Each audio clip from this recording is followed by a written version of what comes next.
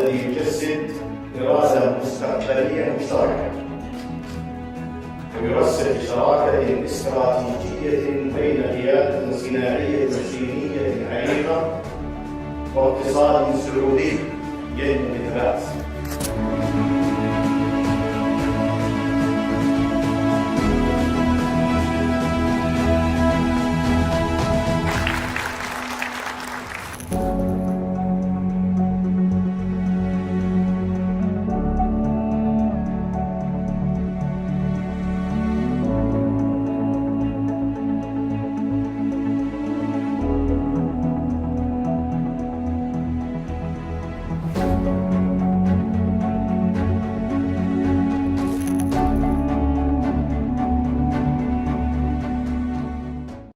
Everyone said you can't build a $200 billion empire on peace. Someone just did it anyway. While traditional development approaches struggle to deliver real change, Dr.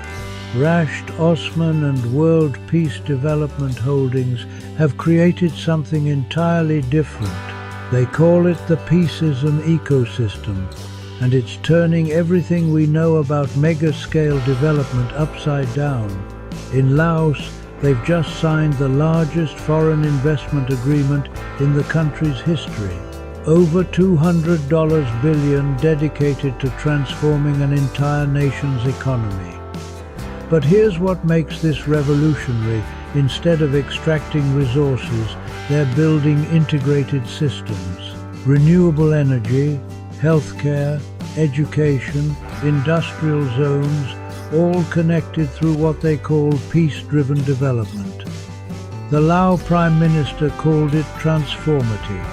International observers say it could become the model for sustainable growth in emerging economies. This isn't just about one country, it's about proving that peace, prosperity, and massive infrastructure can work together at unprecedented scale.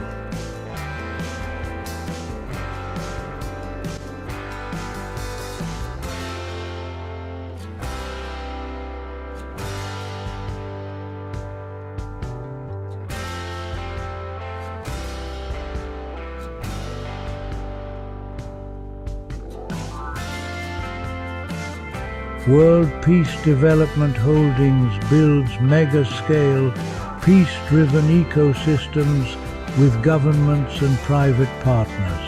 The approach aligns infrastructure, industry, and social services to create jobs and resilience. At the center is people access to work, food, healthcare, education, housing, justice, and safety. Peace isn't abstract, it's dignity, protection, and equal opportunity. Join the Peaceism ecosystem. Learn, partner, and co-build the blueprint for sustainable prosperity. The Peaceism ecosystem is an operating system for national development. It coordinates governments, private partners, and communities in one integrated frame. Employment. Large-scale jobs and skills pipelines power long-term growth. Food. Regenerative agriculture and smart logistics for secure supply. Healthcare. Universal access and preventive care systems. Education. Lifelong upskilling for an adaptive workforce. Housing. Affordable, resilient, community-centric design. Justice. Transparent governance and rights protections. Safety, conflict resolution, disaster readiness, and cybersecurity. Peacecoin is the digital rail for transparent value distribution. It's not an investment contract. Coins are allocated based on human existence and community effort. Assets and decisions are recorded for auditability and public trust. A trustee model guides decisions with clear accountability. Community voice shapes priorities and surfaces local solutions. Design is community-centric solutions built with, not for, people. Capital grows alongside forests, skills, and incomes, not at their expense. Economic security links healthcare, education, income, shelter, food, and connection. A free global series activates collaboration from jobs and food to justice and resilience. The narrative is peace first, unity of humankind. Dignity without borders. Because all mankind is from one family, opportunity must be universal. Stakeholders call the Laos Partnership a transformative step for long-term growth. Observers say it could model diversified, climate-ready development. This is implementation, not optics projects, delivering measurable change. Leaders and builders join, sponsor, speak, and co-implement the next Peaceism corridors. Next, how projects sequence to create lasting jobs, resilient cities, and shared prosperity. Phase 1 strengthens energy and logistics. Phase 2 scales industry and housing. Phase 3 expands social services. Reliable power unlocks factories, hospitals, and classrooms. Renewables lower costs and build energy independence. Freight corridors and smart customs accelerate exports and reduce waste. Mobility connects workers to opportunities and markets to producers. Industrial parks anchor jobs. SME clusters localize value chains. Entrepreneur programs turn talent into enterprises.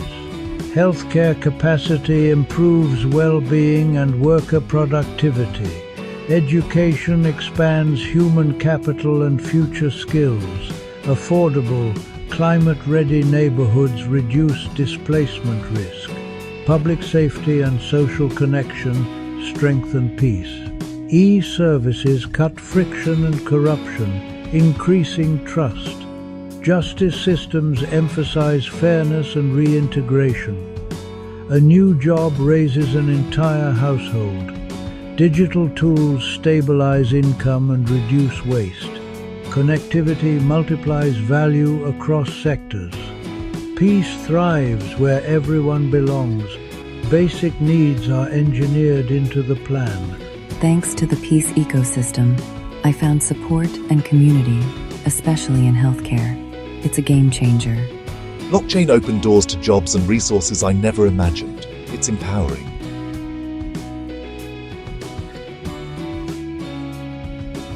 Visit the Expo series, partner on corridors. Let's turn peace into prosperity. We build for those who come after us.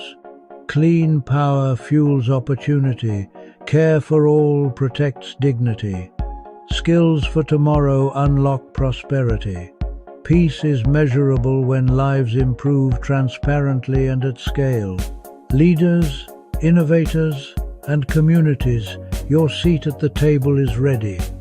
Equity by design, not by chance. Employment, food, healthcare, housing, education, justice, safety. Humanity first. Love, peace, joy. Unity without prejudice or borders.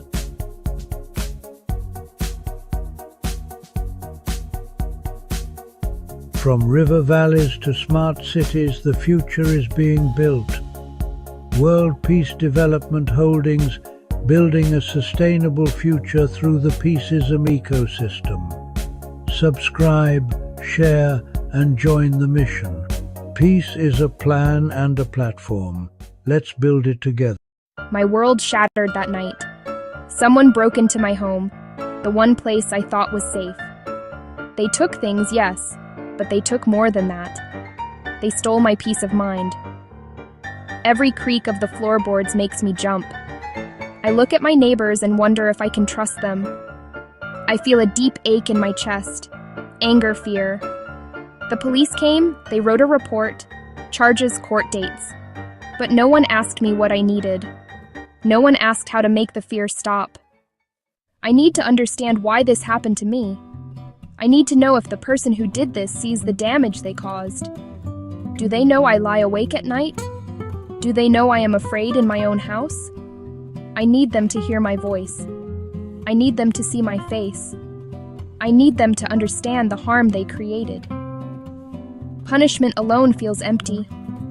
It will not give me back my sense of safety. It will not answer the questions that haunt my quiet moments. I need something more. I need a way to heal from this wound, not just a way to punish the person who inflicted it. I hope to put the pieces of my life back together. I hope to feel safe again in my own home. I want to believe people can change, that harm can be repaired. Maybe if the person who did this could hear my story, something would shift. Maybe if they had to face the real-life consequences of their actions, not just a judge in a robe, they would understand. I am not looking for revenge. I am looking for repair. I am searching for a path that leads away from this constant fear and toward a place of healing and restored trust. This desire for something more than punishment is where restorative justice begins. It starts with the voice of the person who was harmed. It listens to their needs for safety, for truth, and for repair. It recognizes that when a wrong is done, it creates obligations, unpacking the core ideas. Restorative justice is a different way of thinking about crime and conflict. The usual justice system asks 3 questions. What law was broken? Who broke it? What punishment do they deserve? This approach focuses on rules and punishment. It often leaves the victim on the sidelines. The offender is defined by their worst act. The community watches from a distance as the formal system takes over. Restorative justice asks a different set of questions. Who has been hurt? What are their needs? Whose obligation is it to meet those needs? This changes everything. The focus shifts from broken laws to harmed people and broken relationships. The goal isn't just punishment. It's repairing the harm as much as possible. Healing for the victim. Accountability for the offender, peace for the community. This approach is built on a few simple but powerful ideas. The first idea, harm creates obligations. The person who caused the harm must understand the impact and do what they can to make things right. The second idea, victims should have a voice, a right to be heard, to ask questions, to say what they need to heal. The third idea, the community has a role. Supporting both parties, upholding respect, upholding safety. Ultimately, restorative justice restores balance. Restore the person harmed to security. Restore them to dignity. Safety is the most important rule in restorative justice. Without a deep and unwavering commitment to safety, the process cannot work. It can even cause more harm. This means the physical, emotional, psychological well-being of every participant, especially the person who was harmed. They must be the top priority at all times. Before any meeting happens, careful preparation must be done. Create a safe container for the difficult conversation. The principle of consent is central to ensuring safety. No one can be forced to participate. The person who was harmed must voluntarily agree to take part. They have the right to say no at any time, for any reason. They also have the right to choose how they participate. They might not want to meet the offender face to face. They could choose to write a letter to be read aloud. They could have a trusted friend or advocate speak for them. Giving the victim control over their participation helps restore agency. A trained facilitator plays a critical role in establishing and maintaining safety. This person is not a judge, but a guide. The facilitator meets with the victim separately. The facilitator meets with the offender separately. They listen to each person's story. They explain the process clearly. They set ground rules for respectful communication. During the meeting, the facilitator ensures rules are followed. No one is shamed, no one is blamed, no one is interrupted. The facilitator's calm and steady presence helps everyone feel secure enough to speak honestly and vulnerably. The restorative meeting, often called a conference or a circle, is the heart of the process. It is a carefully structured conversation designed to allow for truth-telling and problem-solving. It is not an argument or a debate. It is a guided dialogue with a clear purpose, to address the harm and decide together what needs to be done. The structure is simple but powerful. The meeting begins with the person who was harmed. They share what happened and how it affected them.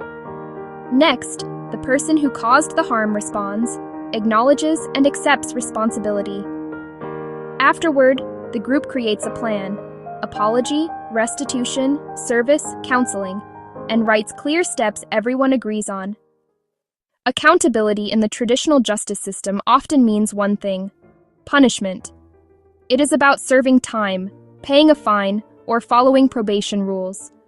Often, offenders never face the person they hurt or take personal steps to make things right.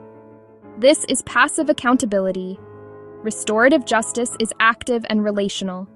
It asks three things: understand impact, take responsibility, take action to repair. This is more demanding than simply accepting a punishment. It requires courage, empathy, and effort, Making amends is the tangible part of this active accountability. If a teen vandalized a park bench, amends can go beyond paying for it. Working with the Parks Department for a month, writing a respectful apology, completing realistic tasks, related to the harm, respectful to the victim, and achievable for the offender. Active amends can restore self-worth and connection. Studies show restorative processes can lower reoffending by building real understanding of consequences. The power of restorative justice is best seen in small, real-life examples. Imagine a group of students who spray-painted graffiti on the wall of a local grocery store. The store owner was angry and felt disrespected. The police caught the students. Instead of juvenile court, they referred the case to a restorative circle. He shared how he built his business and how the graffiti hurt him and scared customers. The students listened, saw him as a person, and one by one apologized. Together, they made a plan. They cleaned the wall and repainted. They worked inside to understand the business. The harm was repaired and a lesson learned. Consider another story: a stolen bicycle. A young woman's only transportation to work was taken. She was devastated. The thief, a teenager from the neighborhood, was caught. In the conference, she described the impact. She had to spend on bus fare and was late to work twice. She felt violated and insecure. He had never thought about these consequences. He stole to help with family bills, not an excuse, but context. He agreed to work part-time at a community center to earn money to pay her back. The director offered the job on the spot. She got her money back. The teen got a job and a mentor, and the community turned harm into an opportunity for growth and connection. Restorative justice is powerful, but it is not a magic solution for every situation. It requires willing participants. If the victim declines or the offender refuses responsibility, it cannot proceed. Severity matters. In cases like murder or severe sexual assault, RJ is complex, risky for re-traumatization, and must be led by highly skilled facilitators. Successful dialogues exist, but are rare. Many programs start with property crime and minor assaults to build trust. Implementing RJ needs training, education, funding, patience, long-term commitment. Access must be equitable, regardless of race, income, or background. The journey toward a more restorative world begins with small, intentional steps. It starts not in a courtroom, but in neighborhoods, schools, families. The first step is to start talking about these ideas. Ask leaders what they're doing to address conflict in ways that repair harm. Build skills, listen better, ask open questions, learn facilitation. Start small, focus on a clear need, train committed community members. Partner with courts and police while maintaining community ownership. Grow steadily, be transparent, and keep equity at the center. What does it mean to be human? It means we possess an inherent right to dignity, safety, freedom simply by virtue of our existence. These are not privileges to be earned, but fundamental truths that should protect every single one of us, no matter where we are born, what we believe, who we love. Yet, as we stand here today on November 13th, 2025, this promise feels more fragile than ever. The drumbeat of injustice echoes across continents, a somber reminder that the rights we hold so dear are not universally guaranteed.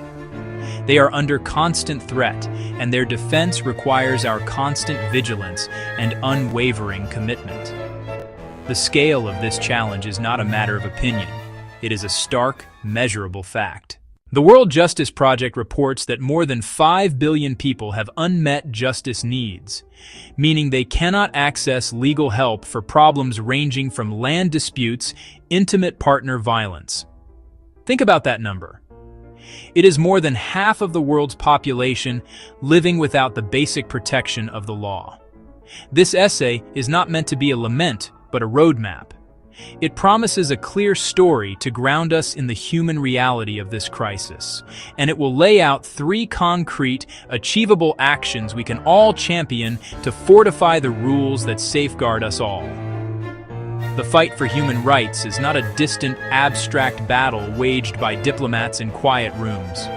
It is a deeply personal struggle that touches the core of our shared humanity.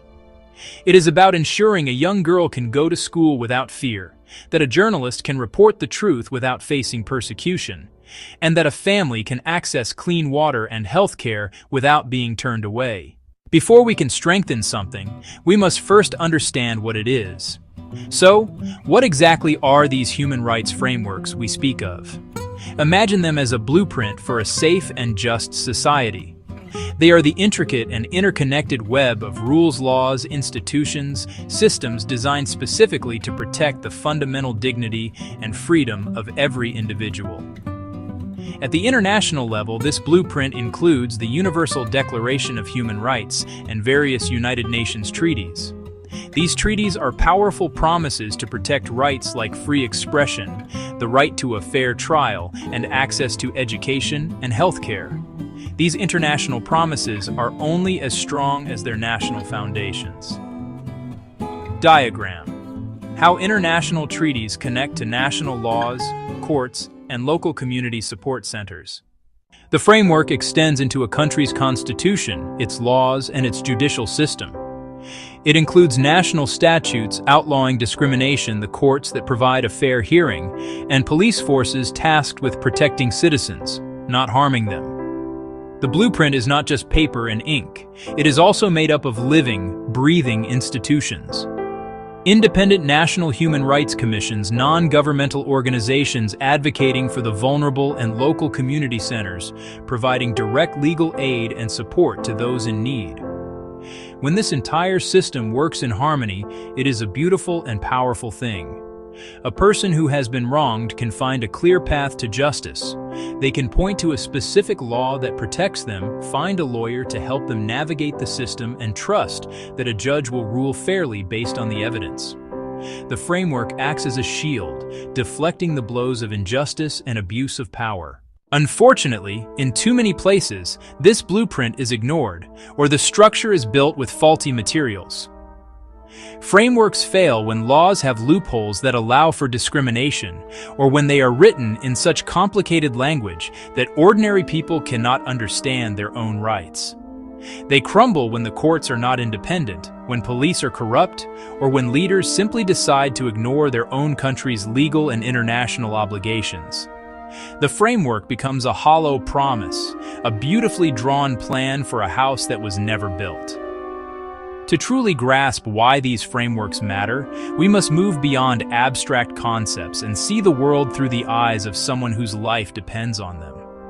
Let me tell you about a young woman named Lena.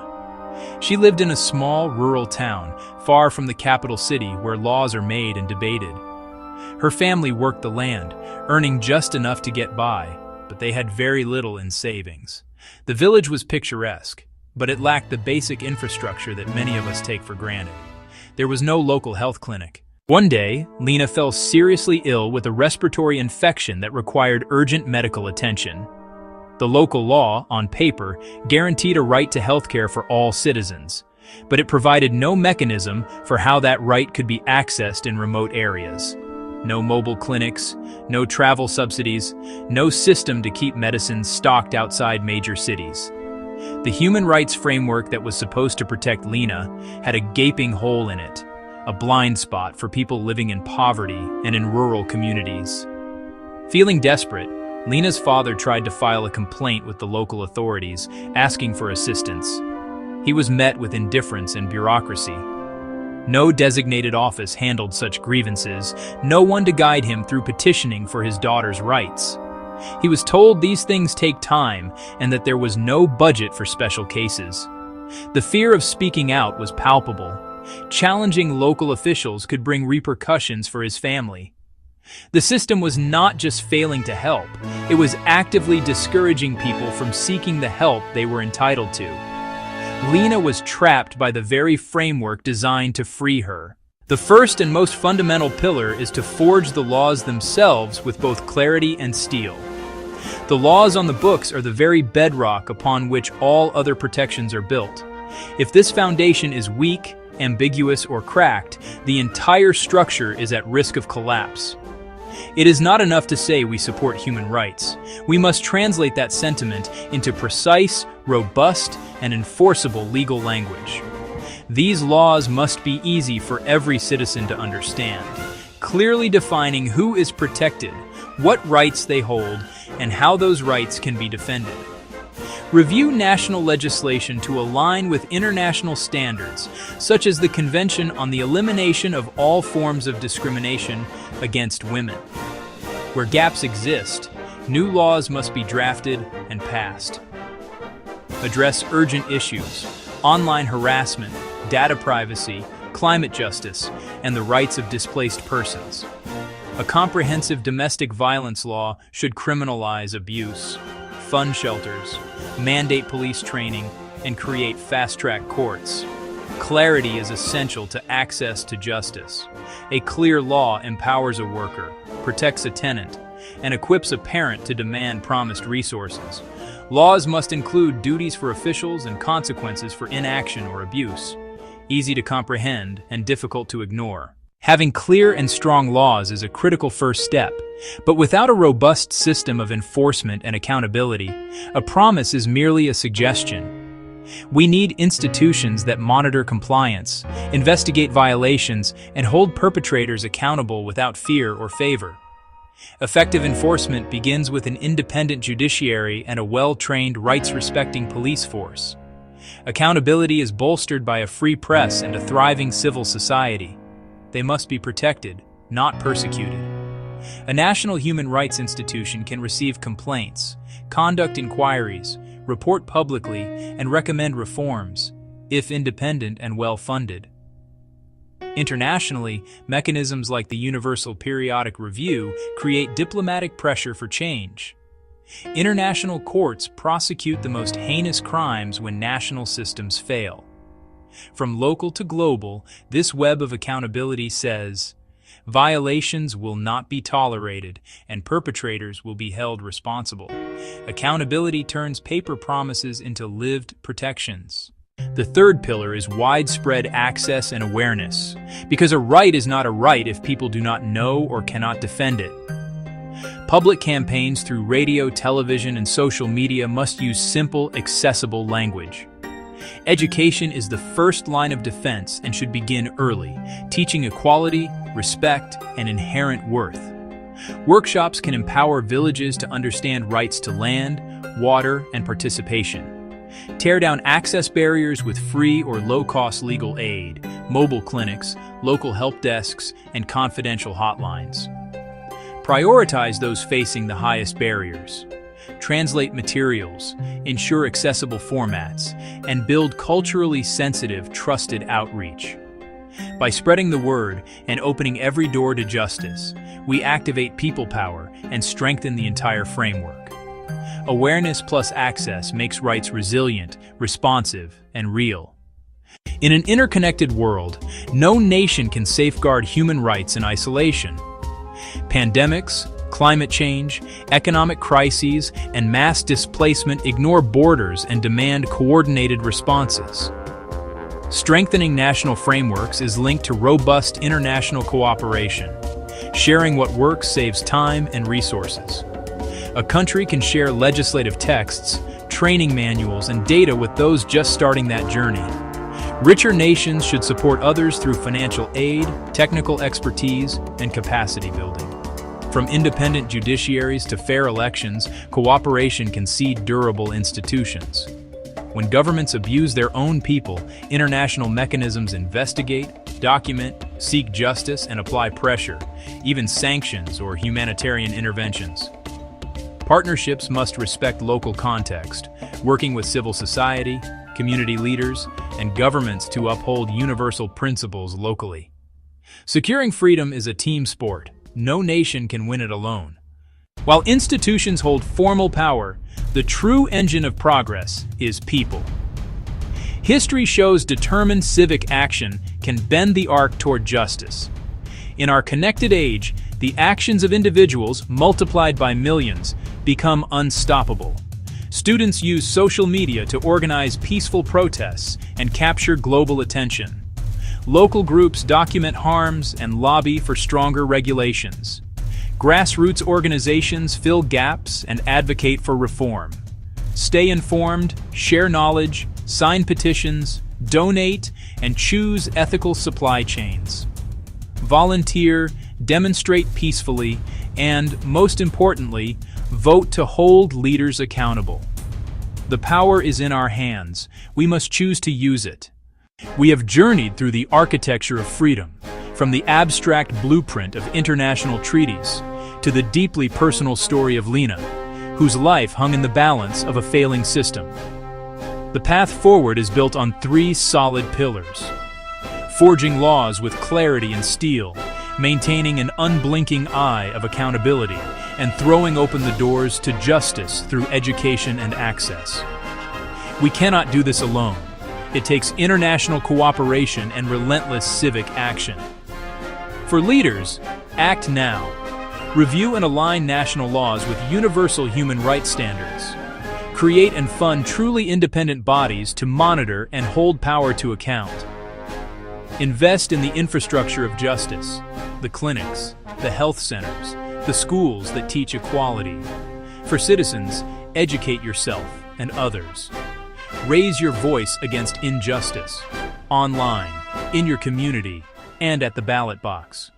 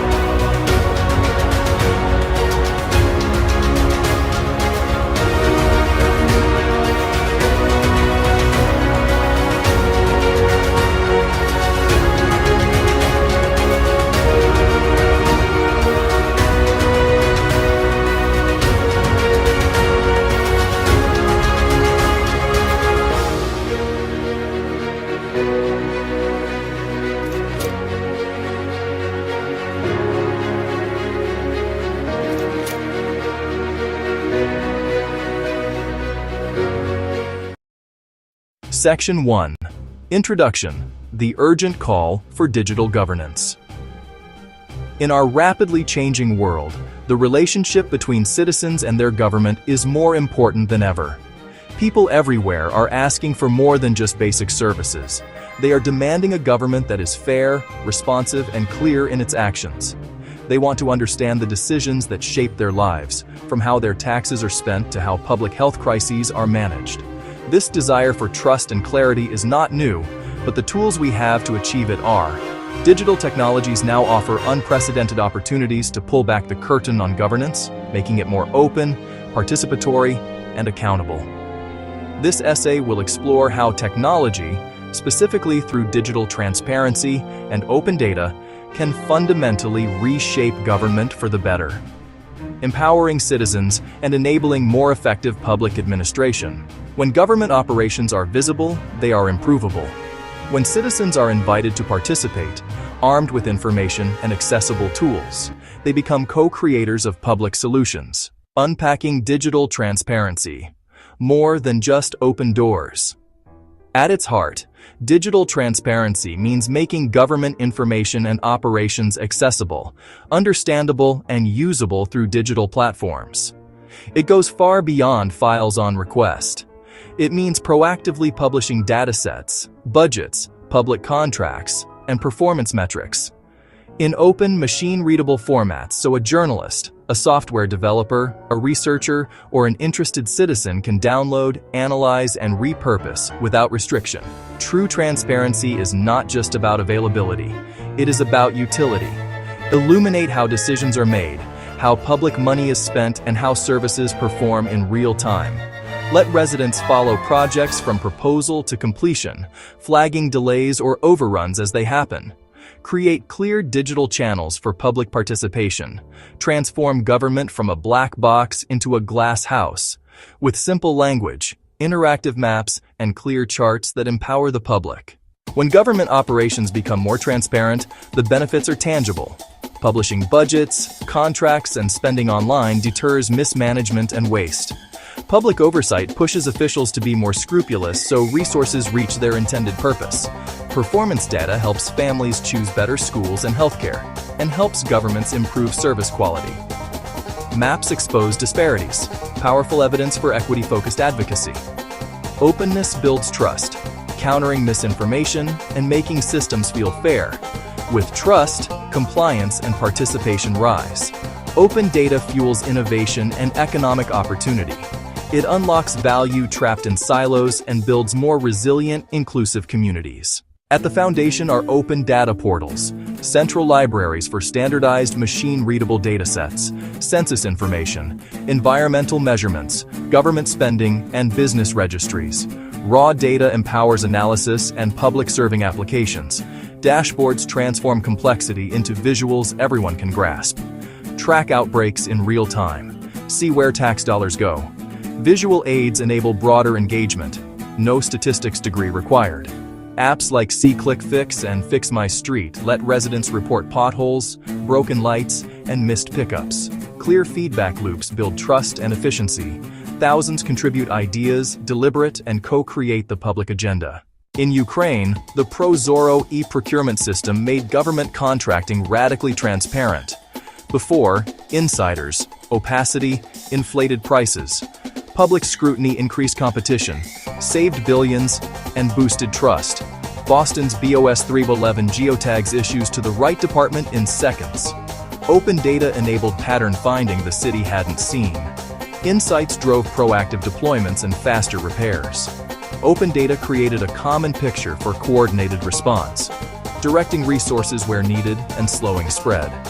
Communities found links between broken streetlights and crime spikes. Data to impact, open data, civic analysis, and advocacy delivered safer neighborhoods. Tools must be designed with empathy for the people who use them. Simple, intuitive, accessible. Use plain language and visuals that translate complex ideas into everyday meaning. Explain capital expenditure through concrete outcomes, not accounting terms. Design mobile first and responsive. Many rely on phones as their only internet. Meet accessibility standards so everyone can participate. Co-design with residents. Test prototypes. Build what solves real problems. Make reporting easy, show status, and close the loop. Lower barriers to finding answers. No special degree needed. Thoughtful, inclusive design turns possibility into democratic reality.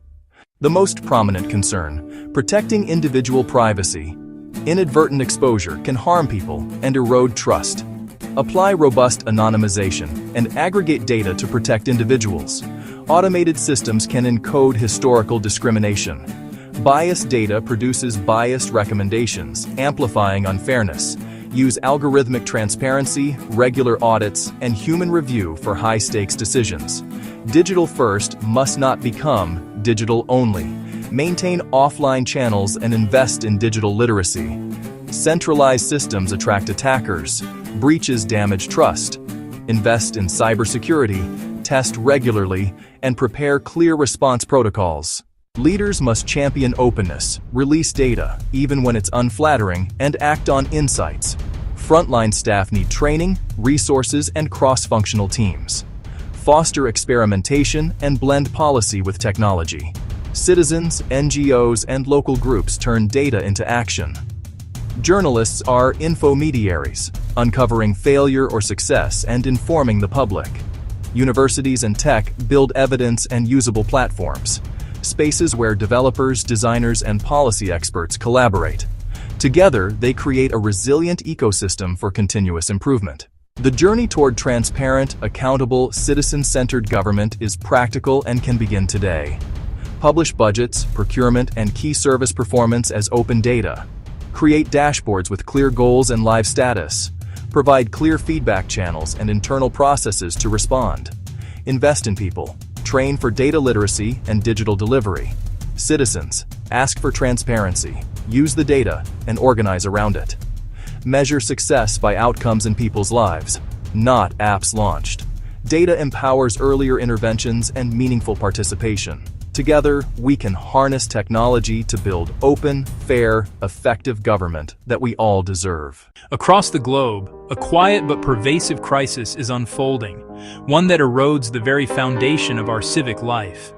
A profound lack of trust between citizens and the governments that serve them. Decisions are often made behind closed doors. Budgets are presented as impenetrable walls of numbers. The processes that shape our communities feel distant and obscure. This creates a fertile ground for suspicion, where citizens begin to assume the worst about how their money is spent and how critical choices are made. This erosion of trust is not merely a matter of public perception. It paralyzes progress, stifles civic engagement, and ultimately weakens the fabric of society. When people feel disconnected from their government, they are less likely to participate, collaborate, or believe in a shared future. This chasm of distrust, however, is not insurmountable. Tools capable of prying open the black boxes of bureaucracy and shining a light on public administration. These are not futuristic, unattainable solutions, but practical digital instruments deployable today to foster openness and accountability. From simple open data portals that make government information accessible to everyone, to complex systems like blockchain, creating immutable, tamper-proof records. The central promise is simple: make government actions visible, verifiable, and understandable to the people they serve. Imagine tracking your tax dollars from the moment they're collected to the exact school, road, or hospital they help fund. This essay will show how digital tools and blockchain can dismantle walls of opacity, use real-world examples to prove their power, and provide a roadmap for leaders and citizens to build honest, responsive, trustworthy governments. The journey to transparency is not just a technical upgrade, it's a fundamental rebalancing of power. By making information universally accessible and processes verifiable, technology empowers citizens to be active participants instead of passive recipients. It turns governance from a monologue into a dynamic dialogue between people and elected officials. This shift restores faith in public institutions and ensures they work for the collective good. The ultimate goal: honesty as an ingrained, verifiable feature of government. The path to a more transparent government does not require a sudden, massive leap into complex, untested technologies. Instead, it begins with simple, intuitive, widely available tools designed to make public information accessible to all. The most fundamental of these is the Open Data Portal. Think of this as a digital public library. City budgets, public employee salaries, crime statistics, business licenses, published in a clean, organized, machine-readable format. Instead of being locked in cabinets or buried in convoluted PDFs, this information is available for anyone to download, analyze, and repurpose, free of charge. These portals are catalysts for civic engagement and accountability. Journalists can uncover waste or corruption. Entrepreneurs can build helpful apps. Researchers can propose better policies. Beyond static data, digital tools can bring the very processes of governance into the public square. Live streaming city council meetings and public hearings on platforms like YouTube and Facebook removes physical barriers to participation. A working parent, a person with a disability, can now watch proceedings from home, submit questions in a live chat, and hear the debates that shape their community. Similarly, online feedback platforms and participatory budgeting tools allow citizens to propose ideas, report issues, and vote on how a portion of the public budget should be spent, transforming them from passive observers into active collaborators. While open data portals make information available, they do not guarantee accuracy or that data hasn't been tampered with. A government could alter a database to hide facts or change a digital record to favor a party. This is where blockchain offers a revolutionary solution. At its core, a blockchain is a shared, distributed digital ledger, thousands of identical linked notebooks across a network. New entries are broadcast, verified by participants, then added as a block to the chain. Each block is cryptographically linked to the one before it, creating a chronological, unbreakable chain. To alter a record, you'd need to change that block and every block after on a majority of computers, an incredibly difficult task. This structure makes blockchain immutable, ensuring the integrity of its information.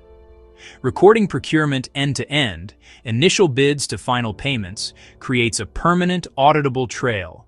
No secret bid edits, no hidden favors without a footprint. Land registries, aid tracking, even voting systems gain verifiable integrity. To see real-world impact, look to the Republic of Georgia. After independence, property rights were insecure, bureaucratic, slow, and vulnerable to corruption and fraud. Citizens faced opaque processes, disputes, and low confidence, stifling investment and development. In 2016, NAPR partnered with Bitfury to anchor the digital land registry to a secure, private blockchain. They augmented, not replaced, the database, using blockchain as a secondary verification layer. Transaction essentials, sales, inheritance, were hashed and recorded on-chain. A unique hash created a permanent, time-stamped, tamper-proof record, independent of the central database. People received receipts linking to the blockchain record, enabling independent verification of ownership. Confidence rose, fraud risk dropped, and registration became faster and cheaper. Georgia shows that incremental integration can secure rights, reduce corruption, and stabilize the business environment, delivering a more honest government. While digital tools and blockchain offer immense potential, it would be naive to view them as a magic bullet. The digital divide, connectivity, skills, devices, can exclude the most vulnerable. Moving services exclusively online without equity risks a new form of exclusion. Bureaucratic inertia and fear of scrutiny resist radical transparency. Some resist because openness disrupts entrenched interests. Building secure portals and robust blockchain apps requires investment, development, infrastructure, security, and ongoing maintenance and staffing. Smaller municipalities may lack budget and skilled teams, risking digital ghost towns. A polished portal can still be a veneer. Cherry-picked releases hide controversy. Bad blockchain design can legitimize bad data. Technology is a tool. Without honest intent, legal access frameworks, and a watchful civil society, advanced systems can serve control rather than empowerment.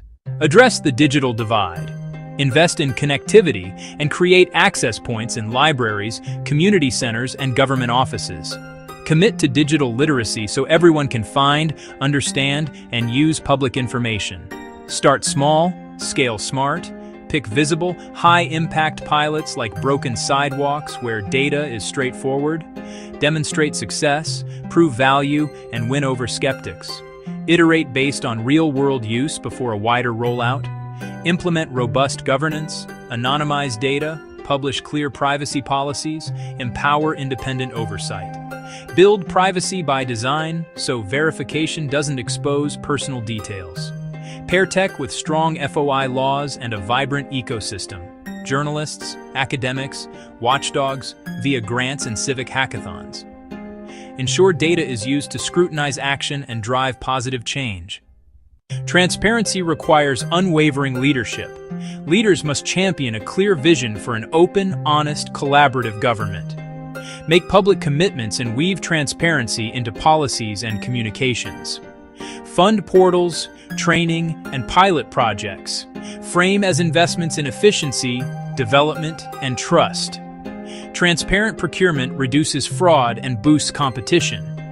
Identify innovators, give them cover to experiment, celebrate wins, and formalize roles like an Office of Innovation or a Chief Data Officer.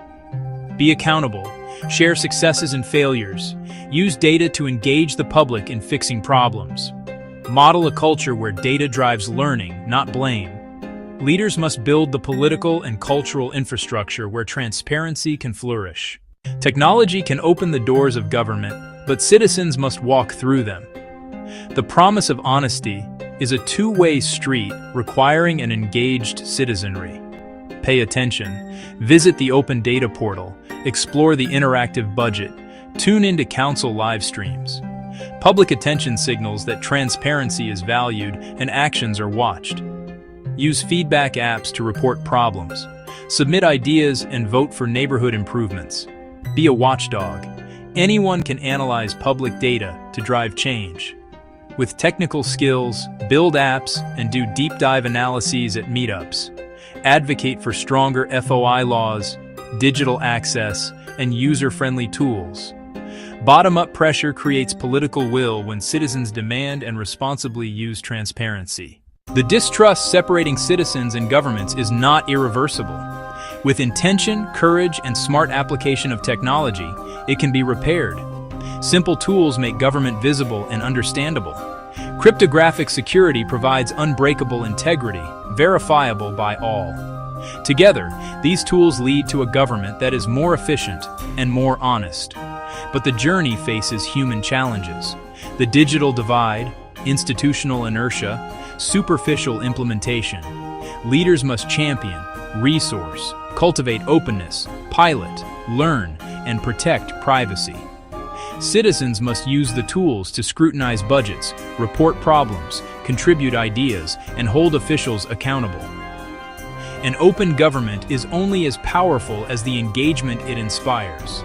Technology is not the savior, but it is our most powerful tool to build open, accountable, and trustworthy governments worthy of a thriving 21st century democracy. We all carry stories inside of us, moments that shape who we are and how we see the world.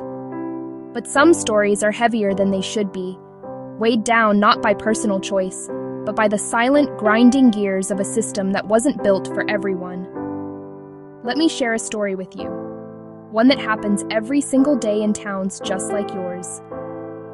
Maria is a mother, a hard worker, a woman doing everything she can to build a life for her family. She works 2 jobs, juggling schedules and responsibilities with grace. One morning, her child wakes with a fever. It's that feeling every parent knows, that sudden drop in your stomach. Maria knows she needs to stay home, but when she calls her boss, the answer is a cold, simple no. No paid time off, no flexibility. She loses a day's pay, a crucial loss for her tight budget, and her child misses a day of school, falling a little further behind. This small moment creates a ripple effect, a cascade of consequences a fairer system would have prevented. The system, workplace rules, the school's lack of support, didn't have the capacity for compassion or the flexibility to account for real life. It treated her not as a human being, a mother with a sick child, but as a cog in a machine. This isn't just Maria's story. So many feel unseen by structures meant to provide stability. We have to ask, how can we allow this to be the story we tell? Now, let me tell you about James. He lives a few doors down from Maria, and his story unfolds in the halls of a courthouse. He is there to sign papers that hold the future of his home. Dense language, a maze of jargon he's never seen. James is a smart man who didn't have the chance to finish high school. He feels shame and confusion as the clerk speaks a foreign language of law. Fearing he will look foolish, he just signs where he is told. It is a signature under duress of confusion, and it will cost him his home. He is left adrift, let down by a system that failed to communicate. These are not just sad anecdotes, they are evidence. Proof that our rules, laws, schools, courts, hospitals, and jobs are not always safety nets. For many, they are mazes with dead ends and hidden traps. They can hurt people, break spirits, and steal futures. This is why we must talk about inclusive justice and equity. When we talk about building a better world, we use big, beautiful words. Justice, equity, inclusion. What do these words truly mean in our everyday lives? Bring them down from the clouds and into our hearts. Justice is fairness, dignity, and an equal opportunity to succeed. The promise that rules apply to everyone in the same way. Not revenge or punishment, balance and restoration. Equality gives the same thing. Equity gives what each person needs to thrive. We don't all start from the same place. Inclusion ensures every voice is heard and every person belongs. Many move through the world unaware of walls surrounding others. For some, barriers are invisible. For millions, Maria, James. One of the highest walls is complicated language. Jargon in legal documents, medical forms, sites, and notices excludes many. Different education, learning disabilities, English as a second language. When you can't understand info about health, home, or freedom, you're at a disadvantage. Clear, simple language is respect, opening a door long locked. Access matters, distance to services, ramps, elevators, internet, devices, skills. True accessibility meets people where they are with multiple pathways. Step 2, clarity, kindness, and open doors. Rewrite every touchpoint. Forms, websites, signs, letters. Make it simple, clear, respectful, for moments of stress. Short sentences, everyday words, warm tone, helpful icons, translations. A well-designed form is an act of kindness. Open our doors, physical and digital accessibility. Offer evening, weekend hours, even mobile service vans. Provide online simplicity, and always a non-digital alternative with a real, well-staffed phone line. Remove hidden costs. Question every fee. Use sliding scales. Waive fees when needed. Respect people's time with efficient processes and staffing. We have listened. We have cleared the path. Now, design with people, not for them. Co-design. Move away from decisions made in isolation. Invite true experts, those who use the system, to co-create. Compensate time, expertise, contribution, review forms, test website prototypes, walk through new processes. That language is still confusing, or this step won't work with 3 kids. This builds trust. People become ambassadors for the system. Co-design ensures cultural competence and durable, beloved, responsive solutions we know will work together.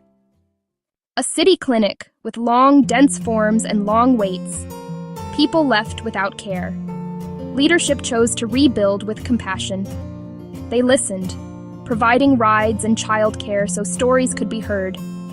Former patients, advocates, nurses, administrators, paid as experts.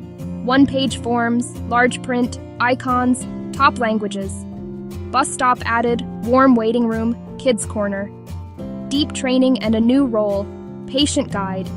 No-shows dropped 40%. Satisfaction soared. The clinic became a place of healing and trust. A new administrator listened, then convened tenants, landlords, legal aid, and clerks to co-design. Simplified forms and plain language guides explaining each step. Weekly workshops, guides online and printed by the thousands. Tracking showed more people accessed legal help and negotiated solutions that kept them housed. No longer just a court of law, it became a court of justice. This path works because it centers people and their humanity. It addresses root causes, clarity, cost, access, rather than symptoms. Listening empowers. Co-design heals. Trust creates resilient systems that adapt with the community. Ultimately, this path succeeds because it is built on a foundation of love. Love is seeing humanity, listening to painful truths, and sharing power. With active, courageous love, systems stop being cold machines. They become living expressions of our commitment to one another. Feeling overwhelmed is natural, but change begins close to home. Small, intentional choices, every day. Look for clarity, welcome, and listen for stories of frustration. Offer to help, one person at a time. Ask institutions for plain guides. Vote for equity. Support legal aid. Hold the image. Maria can take a sick day. James finds a helping hand. One story, one conversation, one small change at a time. Trust is built when systems are fair. Communities flourish when people feel supported. Fair systems unlock human potential. Fairness is not a favor. It is a fundamental right and the bedrock of a healthy society.